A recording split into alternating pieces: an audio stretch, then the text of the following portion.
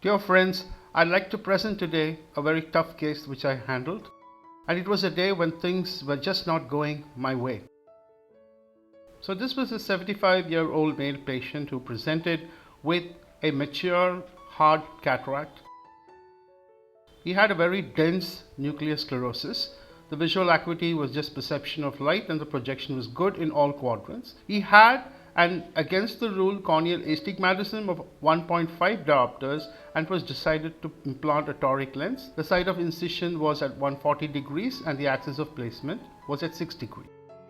Now this is the way in which I mark my patients before Toric IOL implantation. I call it the direct radial inkless marking technique. I use a 14 mm slit beam of the slit lamp. I orient it to the correct axis. I use what is called as a hockey stick blade. I orient the slit beam to bisect the Hirschberg reflex, and by gently pressing on the hockey stick blade I can create an impression on the cornea. Now you see the axis of placement marks being done. I do not mark any reference planes. I directly mark the site of incision and the axis of placement marks at one go under the slit lamp. So these are seen as fine white lines under the operating microscope and they are quite visible. And all we have to do is, for making the main incision, we have to straddle the site of incision marking, and this is the way it goes. So having shown you my marking technique, let me now show you how I handle this case. I have already marked up the axis of placement and the site of incision in this patient. Because of the arcus senilis, it's not very obvious.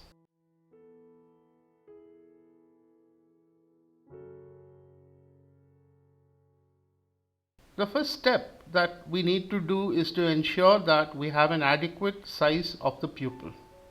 A 4.5 mm pupil with a dense hard nucleus sclerotic cataract is definitely going to further narrow down as we proceed with the case.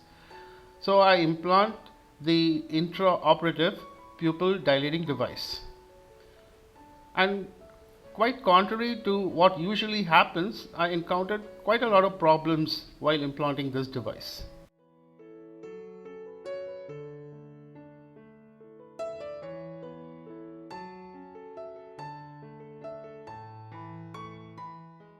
I start by implanting the second scroll to engage the pupillary edge. I usually get it in one go, but in this particular case it took me 2 attempts to engage the pupillary margin. Because of the arcus senilis, the remaining 2 scrolls were completely hidden from view, and I had to use a Sinskey hook. I had to engage the strut and pull on it in order to visualize these 2 scrolls. So one of the scrolls is brought to the pupillary edge, is flexed, and with the gentle tapping with the iris repositor from the main port incision, I am able to engage it across the pupillary edge.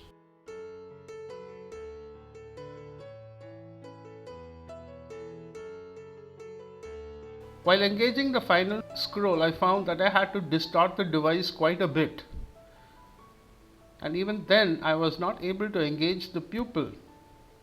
And in my concentrated attempts to get this scroll across the pupillary margin, I did not know that I had created a big blunder.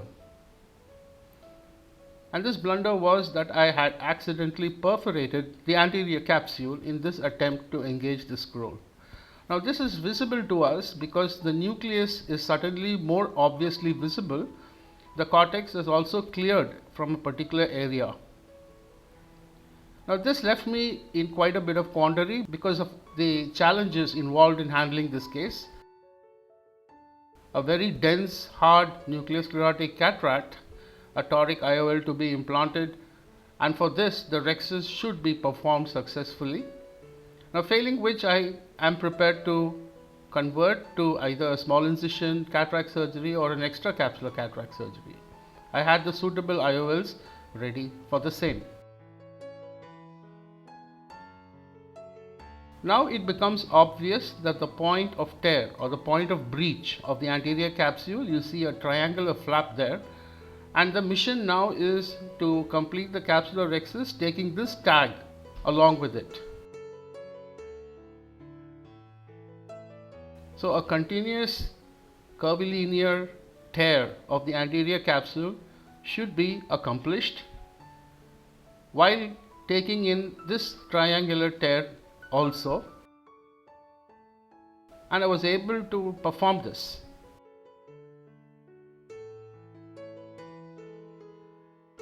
And finally completed the capsular rhexis. Although it turned out to be a little small, about 5.5 millimeters, I would have preferred a slightly larger size of capsular rhexis.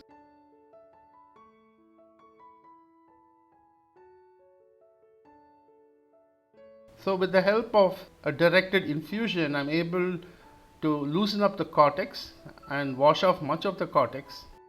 And while I do so, I uncover the hard nucleus sclerotic cataract, and you can see that it is looking pretty brown and quite hard.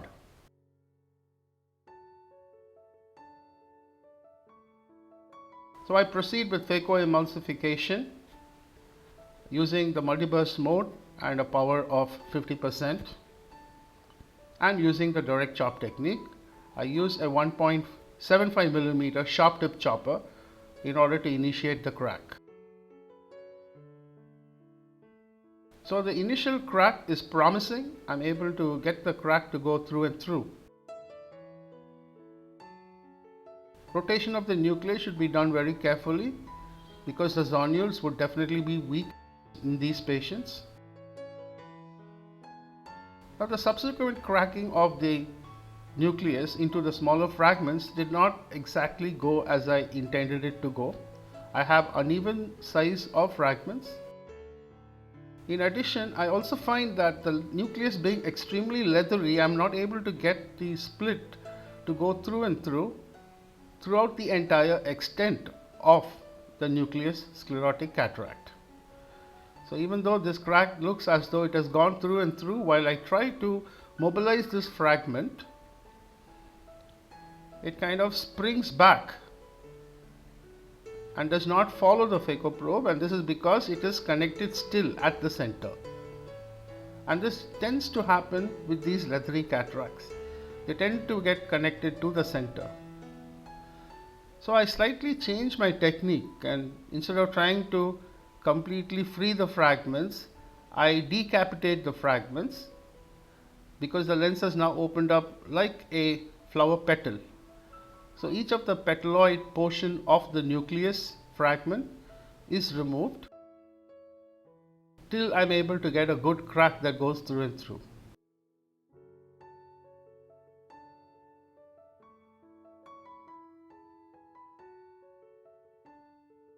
I am persisting in eating up the petaloid portions of the nuclear fragment. The entire nucleus is still not broken in the center. I inject a little amount of cohesive and dispersive viscoelastic combo into the anterior chamber, and I continue with phaco emulsification. You can see the central portion of the nucleus has not cracked.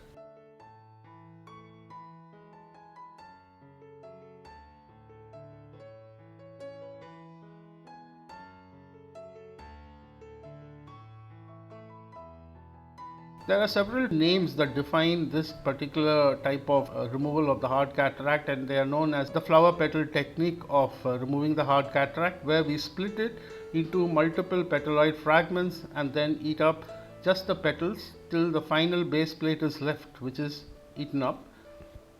But around this time, I am able to create a crack that goes through and through, and the fragments come free from the center, and they are successfully emulsified in the safe zone. I have exchanged the 1.75 millimeter chopper with a 1.25 millimeter chopper because it is easier to handle it than the larger chopper. Now, as you downsize the fragments, it's important to do this. The posterior capsule would be thin and it would tend to trampoline, and therefore at this point I give up the chopper in favor of a Sinskey hook. I always feel much more confident using the Sinskey hook to manipulate the nuclear fragments because it's got a very sharp blunt end, and the risk of accidentally hitting the edge of the capsular rexus or damaging the posterior capsule is less. So we are nearing the end of the Fecal emulsification, and the final fragments of the nucleus is emulsified and removed without much problems. Now while I come to the final portion of nucleus management, I change the settings from multiburst mode to micropulse mode.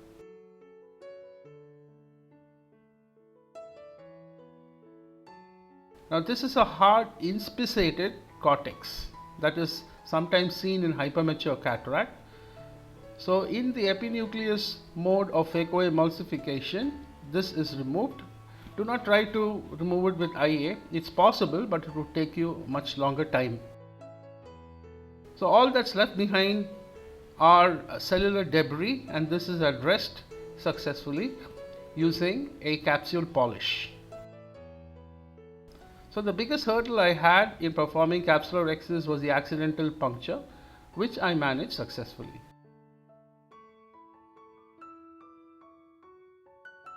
The next step is to enhance the visibility of the axis of placement marks that I have made with the hockey stick blade by applying a little amount of trypan blue dye on its surface with the help of an iris depositor.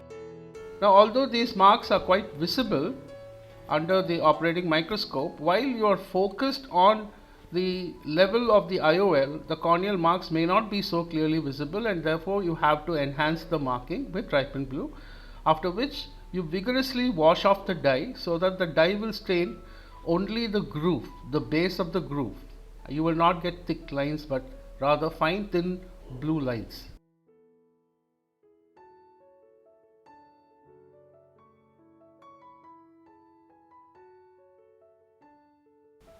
I now go ahead and implant the Alcon Toric intraocular lens into the capsular bag. Now please note that there are two reflexes that occur. One is the Purkinje 1 image that comes out from the cornea, and the second is the combined third and fourth Purkinje images that reflect from the IOL. While achieving good alignment of the toric lens, you should make sure that these two reflexes coincide, as well as the radial marks on the cornea and the IOL should all coincide in a coaxial plane. You see that I am rotating the IOL into position using a pivot maneuver, and once I do this, I am trying to achieve perfect alignment by aligning the Purkinje 1, the Purkinje 3 and 4 images from the lens, the radial marking on the cornea, as well as the toric marking on the IOL. They should all be aligned in a perfectly straight line, and once you achieve this, you know that the toric alignment has gone on perfectly. So at the end of which, it is time now to remove the Gupta ring from the anterior chamber, and using an intraocular forceps like I usually do, I disengage the loops from the iris in a systematic fashion.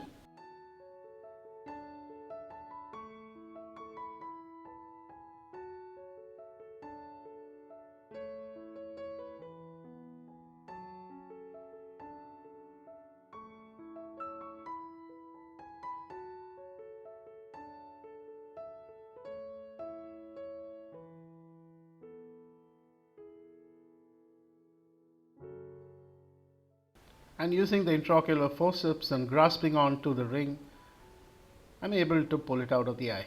Well, what you notice is that the pupil is nice and round. There doesn't seem to be any serious distortion of the pupil after implanting the pupil dilating device. All the viscoelastic is now washed off from the anterior chamber, and the wound is secured, in this case by a butt compression technique. I inject balanced salt solution through the side port incision. Eye becomes nice and taut and hard. So this completes the procedure. Now postoperatively, the patient did extremely well. Although there was mild striate keratopathy on day 1, The patient's unaided visual acuity was 612. The refraction showed a minus 0.25 spherical and a minus 0.25 residual cylinder. The patient is extremely happy with the result, and so am I. Thank you for your attention.